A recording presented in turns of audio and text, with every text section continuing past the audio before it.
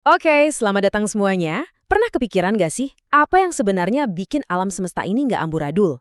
Hari ini kita bakal bedah salah satu ide paling jenius dari Einstein, kerucut cahaya. Dan ini bukan sekedar teori fisika yang rumit ya. Ini adalah konsep yang jadi satpam utamanya hukum sebab akibat. Jadi siap-siap, karena cara kalian mandang waktu dan realita mungkin bakal berubah setelah ini. Yuk, kita mulai dari pertanyaan yang kedengarannya gila banget. Bisa nggak sih sebuah akibat terjadi sebelum penyebabnya? Bisa nggak kita ngerasain sakitnya jari kaki kejedot sebelum kita beneran nabrak meja? Nah, pertanyaan aneh inilah yang jadi inti dari pembahasan kita hari ini. Oke, bagian satu. Sebab sebelum akibat. Sebelum kita loncat ke dunia relativitas yang suka bikin pusing, kita samain dulu persepsi kita ya, soal intuisi dasar kita tentang gimana dunia ini seharusnya berjalan. Ini aturan yang kita semua tahu lah. Sebuah ban pecah, baru mobilnya kecelakaan. Peristiwa A nyebabin peristiwa B. Urutannya tuh terasa mutlak, harga mati, nggak bisa ditawar. Simpel dan logis kan? Nah, ayo kita uji kesederhanaan itu. Lanjut bagian 2, ancaman dari relativitas. Nah, disinilah semua yang kita anggap pasti tadi mulai goyang. Gara-gara Albert Einstein datang dengan teori relativitasnya. Dan teori itu bawa implikasi yang kayaknya ngancem aturan paling dasar di alam semesta. Jadi gini, disinilah semuanya jadi aneh. Relativitas bilang kalau waktu itu relatif. Coba bayangin ada dua orang. Satu diam di bumi, satunya lagi ngebut lewat pakai roket super kenceng. Kalau ada dua kejadian, teori Einstein nunjukin kalau dua orang ini bisa jadi nggak setuju soal urutan kejadiannya. Ini kan seolah-olah ngancam aturan suci sebab akibat yang kita pegang erat-erat. Nah, slide ini ngejelasin perbedaannya dengan pas banget. Di satu sisi, ada kejadian yang nyambung karena sebab akibat. Kayak ban pecah yang menyebabkan kecelakaan. Buat siapapun di alam semesta, urutannya ya pasti gitu, nggak mungkin kebalik. Tapi, di sisi lain, ada kejadian yang terpisah, nggak ada hubungannya. Bayangin, saya jentikin jari di Jakarta, dan di waktu yang hampir sama, ada orang kesandung di New York. Dua kejadian ini nggak nyambung kan? Nah, buat orang yang di roket tadi, bisa jadi dia ngelihat orang di New York itu kesandung duluan, baru saya jentikin jari. Aneh kan? Ini nih pertanyaan utamanya. Kalau urutan kejadian aja bisa dibolak-balik, apa jangan-jangan fondasi logika kita bahwa sebab harus datang sebelum akibat selama ini salah?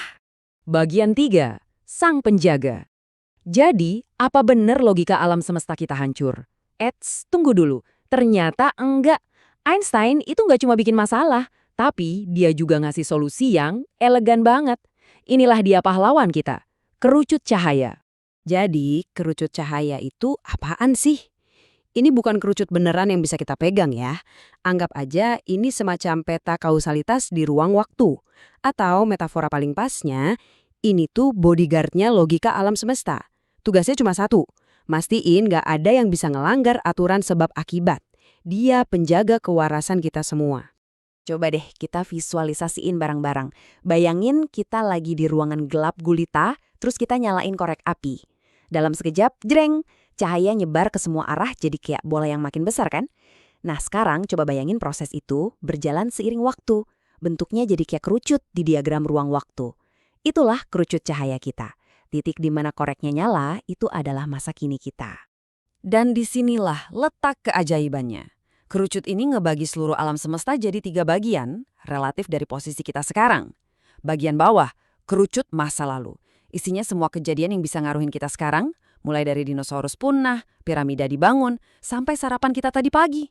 Bagian atas, kerucut masa depan. Itu semua kejadian yang bisa kita pengaruhi. Dan ada wilayah gede banget namanya di tempat lain. Isinya kejadian-kejadian yang saking jauhnya, informasinya atau cahayanya belum sempat nyampe ke kita. Jadi secara sebab akibat, kita putus hubungan sama mereka untuk saat ini. Bagian 4, aturan emas. Sekarang kita udah tahu bentuknya. Gimana cara kerjanya V-Bodyguard ini? Ada satu aturan emas yang nggak boleh dilanggar sama sekali, yang ngejaga keteraturan di seluruh kosmos. Ini dia aturan emasnya, dan ini penting banget. Kalau kejadian B, akibat, ada di dalam kerucut cahaya masa depan dari kejadian A, sebab, maka semua orang, nggak peduli seberapa ngebut mereka, bakal setuju kalau A terjadi sebelum B. Dengan kata lain, kalau ada hubungan sebab akibat yang jelas, urutannya itu absolut, nggak bisa diganggu-gugat, kausalitas aman terkendali. Nah ini dia pencerahannya. Jadi, relativitas itu nggak pernah menghancurkan hukum sebab akibat. Justru, dia ngejelasin aturannya dengan lebih presisi. Urutan yang bisa kelihatan kebolak-balik itu cuma buat kejadian-kejadian yang emang nggak ada hubungannya, yang ada di luar kerucut cahaya satu sama lain.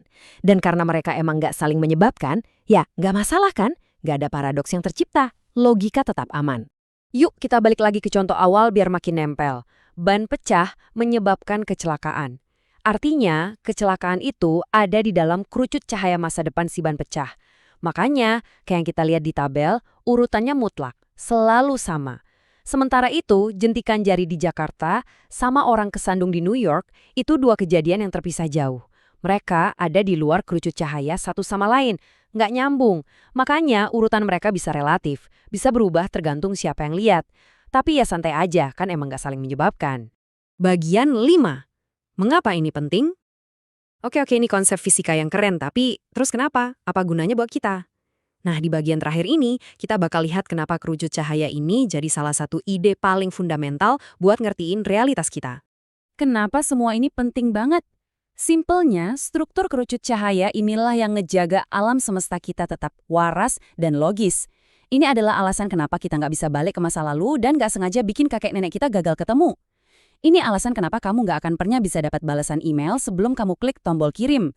Aturan kausalitas itu dijaga super ketat oleh batas kecepatan cahaya. Jadi, ada 3 hal penting yang bisa kita bawa pulang dari sini. Pertama, kausalitas itu intinya soal koneksi fisik, bukan cuma urutan waktu. Bisa nggak ada sinyal yang nyambung antar kejadian. Kedua, kecepatan cahaya itu bukan sekedar batas kecepatan, tapi dia yang ngebentuk struktur sebab akibat itu sendiri. Dan ketiga, relativitas itu nggak bikin semuanya jadi abu-abu. Justru sebaliknya, dia ngasih kita definisi yang super presisi.